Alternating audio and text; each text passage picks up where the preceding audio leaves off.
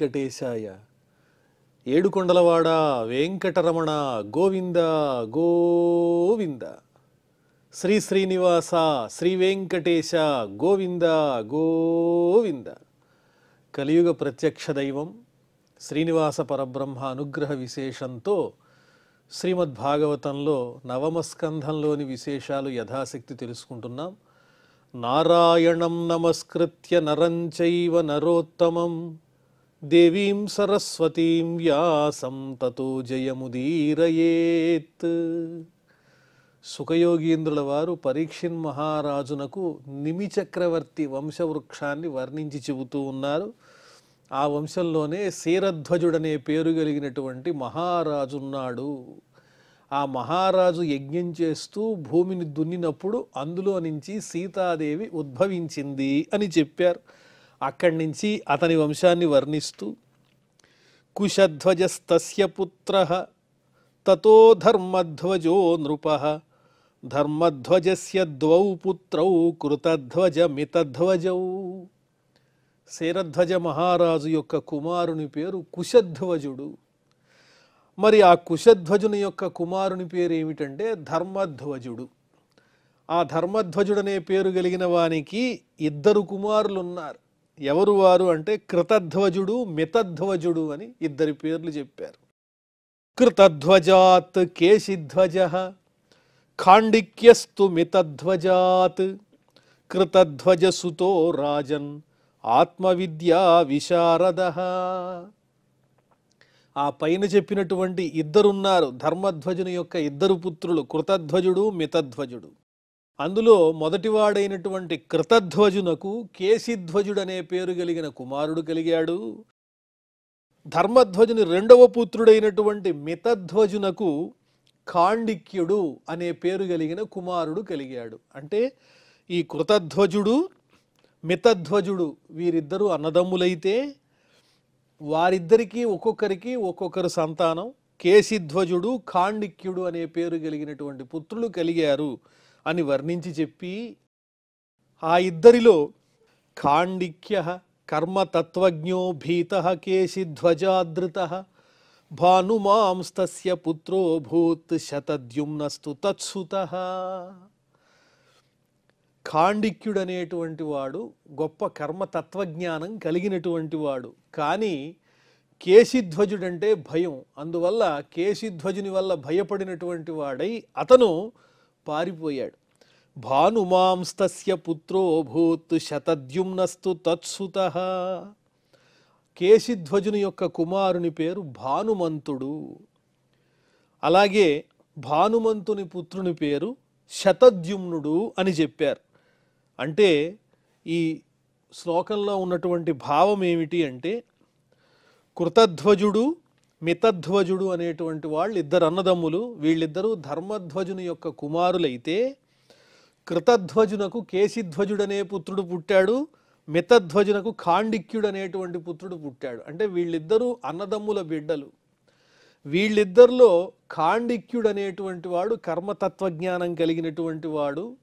కానీ అన్నగారైన కేశిధ్వజుని వల్ల భయపడి అతడు పారిపోయాడు. ఈ కేశిధ్వజుని యొక్క కుమారుని పేరేమిటంటే భానుమంతుడు. ఆ భానుమంతుని యొక్క కుమారుని పేరు శతద్యుమ్నుడు అని మళ్ళీ వంశవృక్షాన్ని చెబుతూ శుచిస్తనయస్తస్మాత్ సనద్వాజస్తతోభవత్ ఊర్ధ్వకేతు సనద్వాజాత్ అజోధ పురుజిత్సుతః. భానుమంతుని పుత్రుని పేరు శతద్యుమ్నుడైతే ఆ శతద్యుమ్నుని కుమారుని పేరు శుచి. శుచి యొక్క పుత్రుని పేరు సనద్వాజుడు. ఆ సనద్వాజుని కుమారుని పేరు ఊర్ధ్వకేతువు. ఊర్ధ్వకేతువు కుమారుని పేరు అజుడు. అజుని పుత్రుని పేరు పురుజిత్తు అని ఈ విధంగా ఆ మిథిలా పట్టణాన్ని పరిపాలించేటువంటి జనకులు ఎవరైతే ఉన్నారో వారి వంశవృత్తం నిమి తర్వాత వచ్చినటువంటి వంశవృక్షాన్నంతా వర్ణించి చెబుతున్నారు. అరిష్టనేమిస్తస్యాపి శ్రుతాయుః తత్సుపార్శ్వకః తతశ్చిత్రరథో యస్య క్షేమధిర్మిథిలాపతిః. పురుజిత్ అనే వాని కుమారుని పేరు అరిష్టనేమి.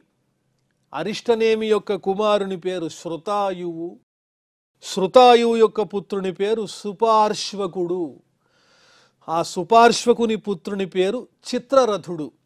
చిత్రరథుని పుత్రుని పేరు క్షేమధి అని చెప్పి ఆ తరువాత తస్మాత్ సమరథస్తస్య సుతః సత్యరథస్తతః ఆసీదుపగురుస్తస్మాత్ ఉపగుప్తో అగ్నిసంభవః.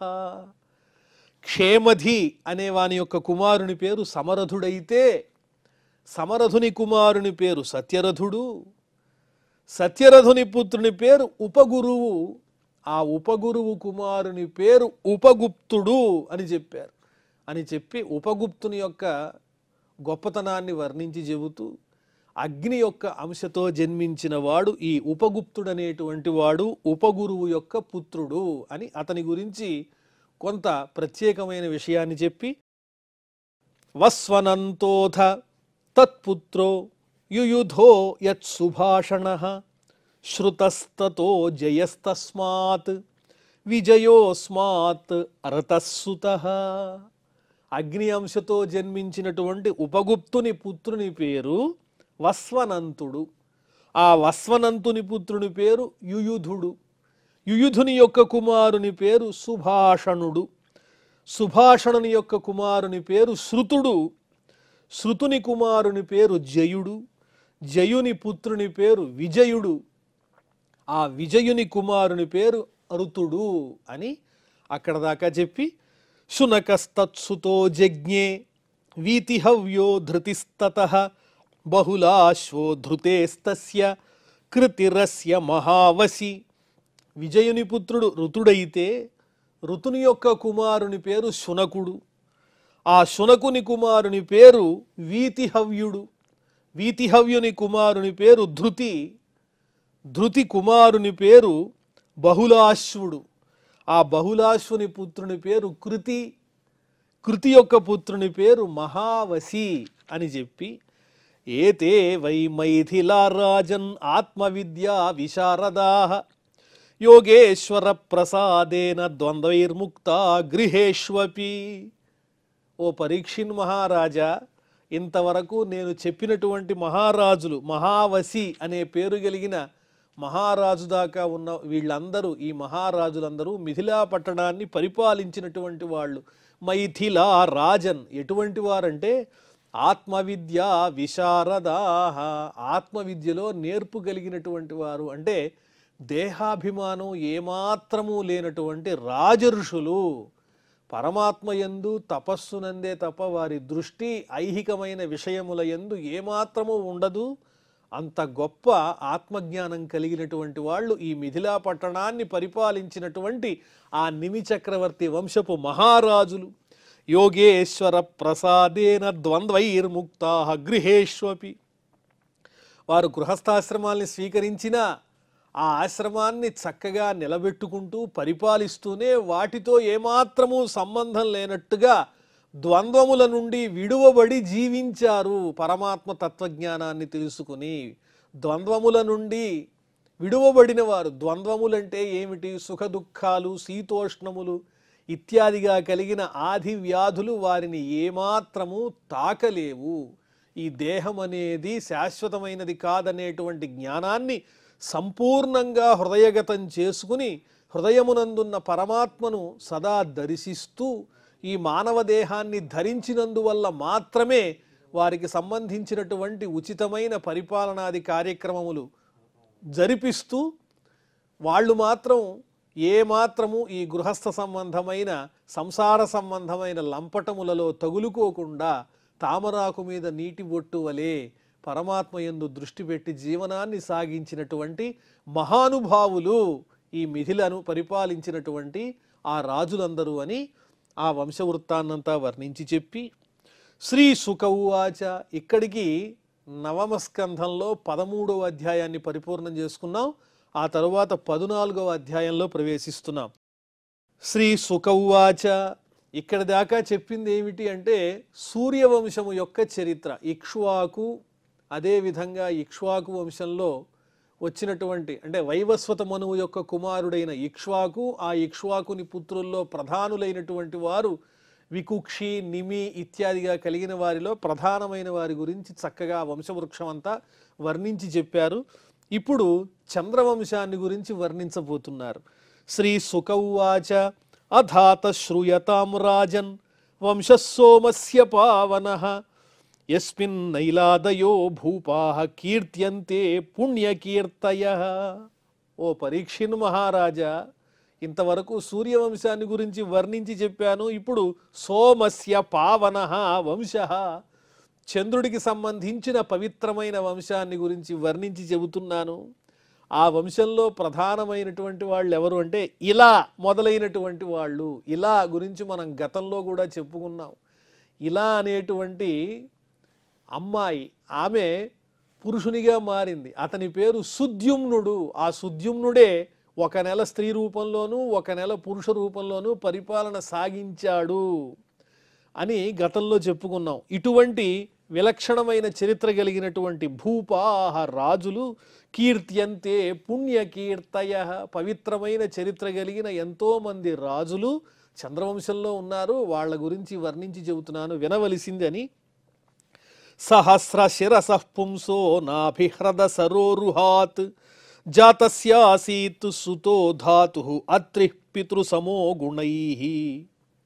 సహస్ర శిరసః అంటే వేల కొలది శిరస్సులు కలిగినటువంటి ఆ పరమాత్ముడైన ఆ శ్రీ మహావిష్ణువు యొక్క నాభి అనబడేటువంటి చక్కని సరస్సు నుంచి ఒక పద్మం ఉద్భవించింది. ఆ పద్మంలో మొదటగా బ్రహ్మగారు పుట్టారు.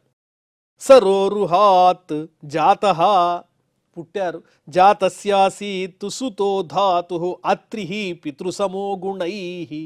అలా నాభికమలం నుంచి ఉద్భవించినటువంటి బ్రహ్మగారికి బ్రహ్మ వంటి చక్కని గుణగణాలు కలిగిన ఒక కుమారుడు, మానసపుత్రుడు కలిగాడు. ఆయన ఎవరు అంటే అత్రి. గుణములలో బ్రహ్మతో సమానమైనటువంటి వాడు. అంటే శ్రీ మహావిష్ణువు, అక్కడి నుంచి బ్రహ్మగారు, బ్రహ్మ నుంచి అత్రి మహర్షి. తస్య దృగ్భ్యో భవత్పుత్రః సోమో అమృతమయః కిల విప్రౌషధ్యుడు గణానాం బ్రహ్మణా కల్పితః పతిః.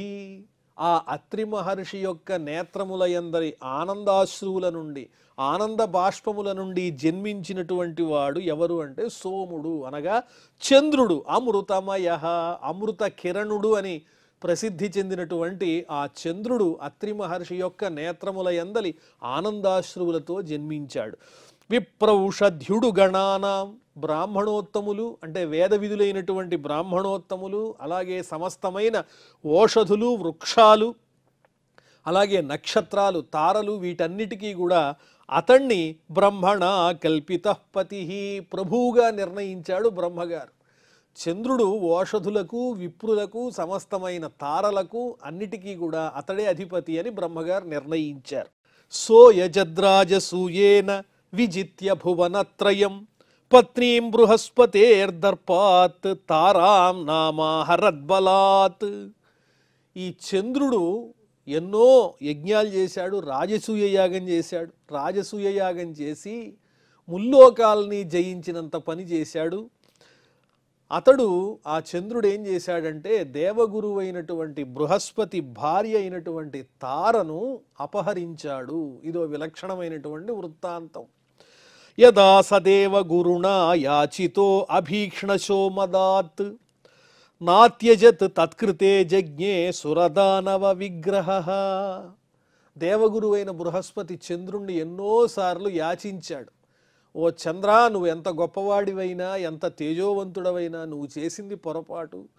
నా భార్యను నువ్వు అపహరించావు కాబట్టి తిరిగి ఇచ్చేసేయని అనేక మార్లు కోరాడు. అయినప్పటికీ చంద్రుడు అహంకారంతో, దర్పంతో విడిచిపెట్టలేదు. దానివల్ల దేవతలకు, రాక్షసులకు యుద్ధం సంప్రాప్తించింది. అదేమిటండి? బృహస్పతి భార్య తార, చంద్రుడు దేవతే. బృహస్పతి భార్యను ఈయన అపహరించడం వల్ల దేవతలకు, దానవులకు సంగ్రామం ఎలా జరిగింది అంటే ఆ కారణం చెబుతున్నారు. శుక్రో బృహస్పతేర్ద్వేషాత్ అగ్రహీత్ సా సురోడుపం హరో గురుసుతం స్నేహాత్ సర్వభూత గణావృత. శుక్రాచార్యుల వారు బృహస్పతితో ఉన్నటువంటి ఒక స్పర్ధను మనసులో ఉంచుకుని రాక్షసులందరినీ చంద్రునికి మద్దతుగా తీసుకుని వచ్చారు. అంటే ఇప్పుడు దేవతలతో చంద్రుడికి యుద్ధం వచ్చింది కాబట్టి రాక్షసులందరూ చంద్రుని పక్షం చేరారు. రాక్షసు గురువైనటువంటి శుక్రాచార్యుల వారు కూడా చంద్రునికి మద్దతిస్తూ ఉన్నారు. మరి సాక్షాత్తు పరమేశ్వరుడు ఈ అన్యాయం జరగకుండా ఉండటం కోసం ఆయన దేవతల పక్షం వహించి చంద్రుడికి బుద్ధి చెప్పటానికి నిర్ణయించుకున్నారు. దేవతలందరికీ మద్దతిస్తూ ఉన్నారు పరమేశ్వరుల వారు. హరో గురుసుతం స్నేహాత్ సర్వభూత గణావృత. తన పరివార గణములన్నింటితో కూడినటువంటి వాడై పరమేశ్వరుడు సాక్షాత్తు బృహస్పతికి అండదండలుగా దేవతలందరికీ సహాయంగా నిలిచారు పరమేశ్వరుడు. దీనికి కారణం కూడా ఏం చెబుతున్నారంటే బృహస్పతి తండ్రి అంగిరసుల వారు ఆ పరమేశ్వరునకు చాలా ఇష్టమైనటువంటి గురుతుల్యులు, పూజనీయులు. అందువల్ల పరమేశ్వరుడు కూడా ఆ బృహస్పతి పట్ల దేవతల పట్ల ఉన్నటువంటి అభిమానంతో వారికి సహాయం చేస్తున్నారు. అదేవిధంగా చంద్రుడు చేసింది అక్రమం కాబట్టి ధర్మాన్ని నిలబెట్టాలనేటువంటి సంకల్పంతో సాక్షాత్తు పరమేశ్వరుడే దిగి వచ్చి దేవతల పక్షంలో ఉన్నారు. సర్వదేవ గణోపేతో మహేంద్రో గురుమన్వయాత్ సురాసుర వినాశో భూత్ సమరస్తరకామయ.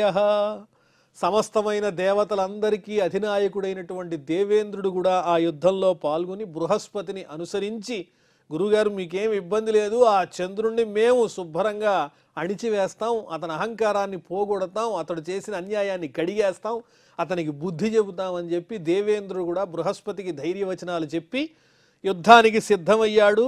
ఆ యుద్ధంలో దేవతలకు రాక్షసులకు కూడా ఎంతో ఇబ్బంది కలిగింది. పరస్పర వినాశం అనేది తప్పలేదు.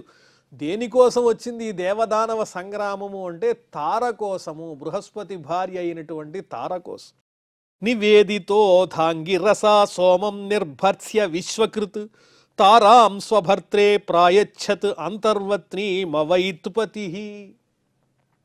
అంగిరస మహర్షి బ్రహ్మగారితో చెప్పారు, అయ్యా బ్రహ్మగారు, ఈ చంద్రుడు ఈ బృహస్పతి భార్యను ఈ విధంగా అపహరించాడు, ఇది ధర్మమైనటువంటి విషయం కాదు, అంతేకాదు ఇప్పుడు తార గర్భవతి కూడా అని చెప్పాడు అంగిరసుల వారు. నివేదితో అథ అంగిరస సోమం నిర్భత్స్య విశ్వకృత్. వెంటనే బ్రహ్మగారు కలగజేసుకుని చంద్రుడి దగ్గరకు వచ్చి, నువ్వు చేసేది పొరపాటు, ఆమెను తిరిగి భర్తకి అప్పగించు. తారాం స్వభర్త్రే ప్రాయచ్చత్. తిరిగి బృహస్పతి గారికి ఇప్పించారు బ్రహ్మగారు. చంద్రుణ్ణి మొత్తానికి ఎలాగైతేనే అందరూ కలిసి వశపరుచుకున్నారు, నువ్వు చేసింది పొరపాటు అన్నారు. తారను మళ్ళీ బృహస్పతికి అప్పగించారు. ఆనాటికే తార గర్భవతి అయినది. అంతర్వత్నీమవైత్పతి.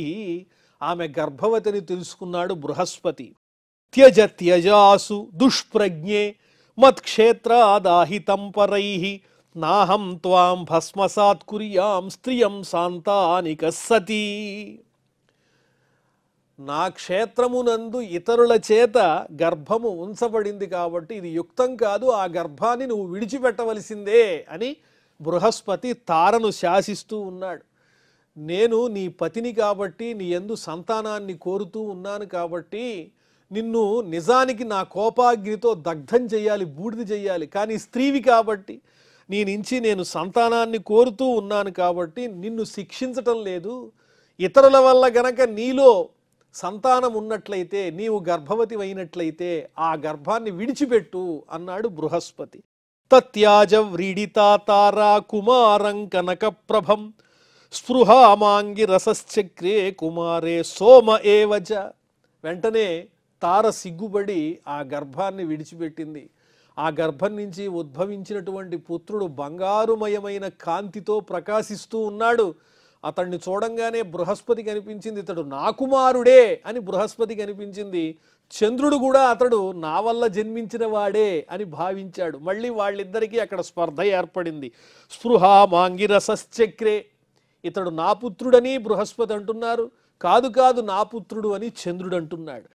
మమాయం నతవేత్యుచ్చైః తస్మిన్ వివదమానయోః పప్రచ్ఛుః మునయో దేవాః నైవోచే వ్రీడితాతుసా. ఇతడు నా కుమారుడు అన్నాడు బృహస్పతి. వెంటనే చంద్రుడు అంటాడు, కాదు కాదు నా కుమారుడు అన్నాడు. ఇలా వీళ్ళిద్దరూ వాదోపవాదాలు చేసుకుంటూ ఉంటే మునులు దేవతలు వీళ్ళంతా ఆశ్చర్యపోతూ ఉన్నారు. వాళ్ళు అడుగుతున్నారు తారని, ఇంతకీ జన్మించినటువంటి పుత్రుడు ఎలా జన్మించాడో చెప్పు అని. ఆమెమో సిగ్గుపడుతోంది తార. కుమారో మాతరం ప్రాహ కుపితో లీకలజ్జయ కిన్నవోచసి అసద్వృత్తే ఆత్మావద్యం వదాసుమే. వెంటనే ఆ పుట్టినటువంటి పిల్లవాడు తల్లిని అడుగుతున్నాడు, నన్ను కన్నావు నువ్వు, కానీ ఇప్పుడు సిగ్గుపడి ప్రయోజనమే లేదు. ఎలా నేను జన్మించానో వీళ్ళందరూ ప్రశ్నిస్తున్నారు కదా, ఆ ప్రశ్నకి సమాధానం నువ్వు చెప్పాల్సిందే. కిన్నవోచసి అసద్వృత్తే ఆత్మావద్యం వదాసుమే, నువ్వేం చేశావో చెప్పవలసింది అని ఆ పిల్లవాడు కూడా తల్లిని ప్రశ్నించాడు. బ్రహ్మాతాం రహ ఆహూయ సమప్రాక్షీచ్చ సాంత్వయన్ సోమస్యేత్యాహ శనకై సోమస్తం తావదగ్రహీత్. మళ్ళీ బ్రహ్మగారు కలగజేసుకుని బృహస్పతి భార్య తారను పక్కకి రహస్యంగా పిలిచి, అమ్మ ఏమిటిది, ఈ రకంగా నువ్వు సమాధానం చెప్పకపోవటం అనేది సరైన పద్ధతి కాదు, ఇప్పటికే చెయ్యి దాటిపోయిందంతా, ఈ సమయంలో నువ్వు నోరు విప్పి అసలు విషయం చెప్పాలి. పుట్టినటువంటి పుత్రుడు చంద్రుని కుమారుడా లేదా బృహస్పతి కుమారుడా, అది నువ్వు మాత్రమే చెప్పాలి అనంగానే తార సిగ్గుపడుతూ సోమస్య ఇత్యాహ శనకై, మెల్లగా బ్రహ్మగారికి చెప్పింది ఆవిడ, చంద్రునికి జన్మించినటువంటి వాడే. వెంటనే చంద్రుడు ఆ పిల్లవాడిని స్వీకరించాడు. తస్యాత్మయో నిరకృత బుధ ఇత్యభిధాం నృప బుద్ధ్యా గంభీరయా ఏన పుత్రేణ పోడురాట్ ముదం. ఆ పుట్టినటువంటి పిల్లవాడిని ఎంతో ఆప్యాయంగా చంద్రుడు స్వీకరించాడు. బ్రహ్మగారు ఆ పిల్లవాడికి బుధుడు అని పేరు పెట్టాడు.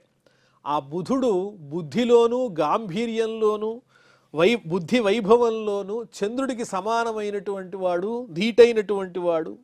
అతన్ని చూచి చంద్రుడు ఎంతో సంతోషించాడు, ఆనందాన్ని పొందాడు. తతః పురూరవా జజ్ఞే ఇలాయాం య ఉదాహృతః తస్య రూప గుణ ఉదార్య శీలద్రవిణ విక్రమాన్. ఆ తరువాత ఆ బుధుని యొక్క కుమారుడెవరో చెబుతున్నారు సుఖయోగీంద్రుల వారు. తతః పురూరవా జజ్ఞే ఇలాయాం య ఉదాహృతః. చంద్రుని కుమారుడైనటువంటి ఆ బుధునకు ఇలా అనేటువంటి స్త్రీ యందు జన్మించినటువంటి వాడే పురూరవసుడు. ఇదంతా చంద్రవంశ చరిత్ర అని చెబుతూ తస్య రూప గుణ ఉదార్య శీలద్రవిణ విక్రమాన్ శ్రుత్వోర్వశీంద్ర భవనే గీయమానాన్ సురర్షిణ. ఆ పురూరవసుడు బుధుని వల్ల ఇలయందు జన్మించినటువంటి ఆ పురూరవసుడు చాలా గొప్పవాడు, సద్గుణాలు కలిగినవాడు, గొప్ప రూపం కలిగినవాడు, ఔదార్యము చక్కని లక్షణాలు ఉన్నటువంటి వాడు అని ఒకానొకసారి ఈ బుధుని పుత్రుడైనటువంటి పురూరవసుని యొక్క ఔన్నత్యాన్ని గురించి నారద మహర్షి ఇంద్రసభలో వర్ణించి చెప్పారట. అలా చెప్పిన సందర్భంలో ఆ ఇంద్రసభలో ఆ ఇంద్రలోకంలో ఉండేటువంటి అప్సరస స్త్రీలలో ఊర్వశి అనేటువంటి ఆవిడ కూడా ఉన్నది. శ్రుత్వా ఊర్వశీంద్ర భవనే గీయమానాను సురర్షిణ. నారద మహర్షి వర్ణించి చెబుతున్నటువంటి పురూరవసుని యొక్క ఉన్నతమైన గుణాలన్నీ ఆ ఊర్వశి విన్నది. ఓ అంత అందగాడా, అంత గుణాలు కలిగిన వాడా అని అచ్చరు పొందింది. తదంతికముపేయాయ దేవి స్మరశరార్దిత. ఊర్వశికి ఆ పురూరవసుని మీద ఎంతో అభిమానం కలిగింది, అతన్ని తన సొంతం చేసుకోవాలనేటువంటి భావన కలిగింది. తదంతికముపేయాయ దేవి స్మరశరార్దిత. మన్మథ పీడితయై ఆ ఊర్వశి పురూరవసుని దగ్గరికి చేరింది. మిత్రావరుణయోశాపాదాపన్న నరలోకతాం. ఆ ఊర్వశికి అదే సమయంలో మిత్రావరుణులనేటువంటి వారి వల్ల ఒక శాపం కూడా ఉన్నది. ఏమని అంటే, నీవు నరలోకంలో మానవలోకంలో మానవ లక్షణాలతో జీవిస్తావు అని వారు శాపం పెట్టారు. ఆ శాపాన్ని అనుసరించి ఊర్వశి భూమి మీద ఉన్నటువంటి ఆ పురూరవసుని యొక్క చెంతకు చేరింది. అతని గుణాలకి సౌందర్యానికి ఆకర్షితయ్యి నిశామ్య పురుషశ్రేష్టం కందర్పమివ రూపిణం ధృతిం విష్టభ్యలన ఉపతస్థే తదంతికే. ఆ పురుషశ్రేష్ఠుడైనటువంటి అతని యొక్క గొప్ప గుణాలన్నీ విని చూడటానికి మన్మథ రూపంలో ఉన్నాడు, ఎంతో ధైర్యం చేసి అతన్ని సమీపించింది. అతన్నే కోరుతూ లలన ఉపతస్థే తదంతికే, తన మనసులో ఉన్నటువంటి భావం చెప్పాలిగా, అందుకోసం స్థిరమైనటువంటి హృదయంతో ఆ పురూరవసుని చెంతకు చేరింది ఊర్వశి. ఆ విధంగా ఊర్వశి ఆ పురూరవసుణ్ణి కోరి ధైర్యమైనటువంటి హృదయంతో అక్కడికి చేరింది, పురూరవసుని దగ్గరకు చేరింది. ఎవరి పురూరవసుడు అంటే బుధునకు జన్మించినటువంటి వాడు ఇల అనేటువంటి స్త్రీ యందు. ఆ ఇల యొక్క చరిత్ర కూడా గతంలో మనం తెలుసుకున్నాం. ఆ బుధునకు ఇలకు జన్మించినటువంటి ఈ పురూరవసుణ్ణి ఇష్టపడినటువంటి ఊర్వశి అతని దగ్గరికి చేరింది. మరి ఆ తర్వాత ఏం జరిగిందో ఆ విశేషాలన్నీ మనం మళ్ళీ తెలుసుకుందాం. ప్రస్తుతం క్షమాప్రార్థనాదులతో ఈ కార్యక్రమాన్ని పరిసమాప్తం చేసుకుందాం. అథ క్షమాప్రార్థన. యదక్షరపదభ్రష్టం మాత్రాహీనంచ యద్భవేత్ తత్సర్వం క్షమ్యతాం దేవ నారాయణ నమోస్తుతే. శ్రియఃకాంతాయ కళ్యాణ నిధయే నిధయేర్థినాం శ్రీవేంకట నివాసాయ శ్రీనివాసాయ మంగళం.